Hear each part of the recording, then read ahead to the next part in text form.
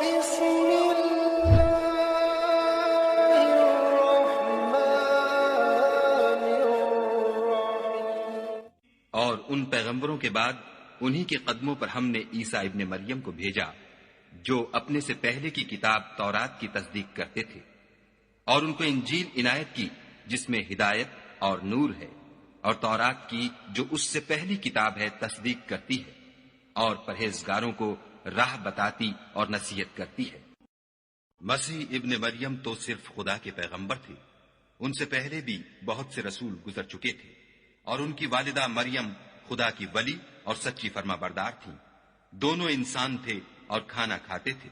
دیکھو ہم ان لوگوں کے لیے اپنی آیتیں کس طرح کھول کھول کر بیان کرتے ہیں، پھر یہ دیکھو کہ یہ کدھر الٹے جا رہے ہیں۔